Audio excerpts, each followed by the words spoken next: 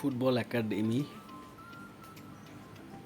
আসলে এই ভিডিওটা আরও কয়েক মাস আগে করা, যখন আমি চিংমাই গিয়েছিলাম আর কি, ওই সময়টাতে। এখন এটা নেট দিয়ে ঘেরা, কোনো স্টুডেন্ট দেখি না আর কি, কোনো লাইক ফুটবল ট্রেনিংয়ের কোনো কাউকে দেখতেছি না। তো হচ্ছে বড় ব্যাপার যেটা, যে আমি একটা পাহাড়ের ঠিক উপরে আছি। এটা পাহাড়ের চূড়া দেখতে পাইতেছেন। ঠিক আমরা একটা পাহাড়ের নিচে একটা ফ্ল্যাট ল্যান্ডের মতো এখানে আছি আর কি।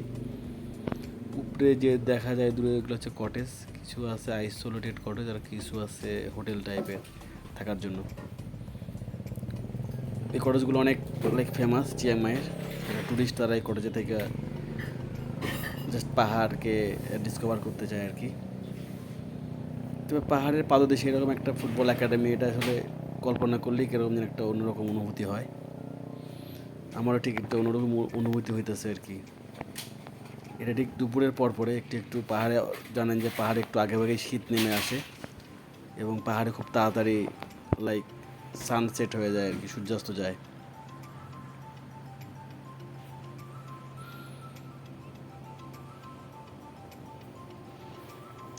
এইটা আসলে ক্ষেত বলা যাবে না, এটা জাস্ট শৌখিনভাবে রাখছে। যারা এখানে ঢুকতে চায়, এখানে ঢোকার সময় আমার কাছ থেকে ওরা 30 বাত নিছে, জাস্ট এই এলাকাটুকু জাস্ট ঘুরে দেখার জন্য। এখানে কিছু বাগান আছে, এটা হচ্ছে রাসবেরি আর ব্ল্যাকবেরি গাছগুলো আছে।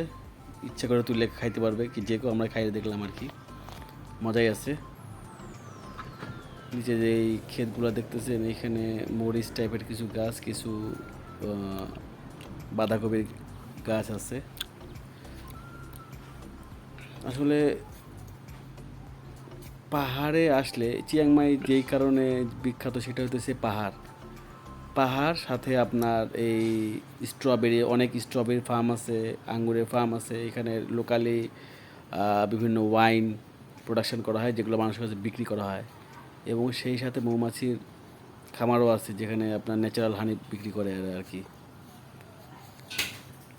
এবং মৌমাছির খামারও আছে এখানে, জাস্ট টুরিস্ট স্পট হিসেবে ওগুলো ওপেন আছে। মানুষরা নির্দিষ্ট একটা টাকা দিয়ে সব জায়গায় ঢোকা যায় আর কি।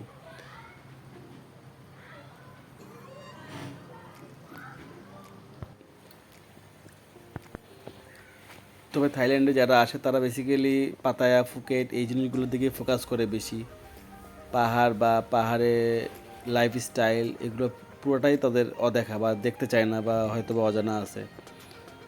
চিয়াংমাই একটা খুবই অমায়িক জায়গা।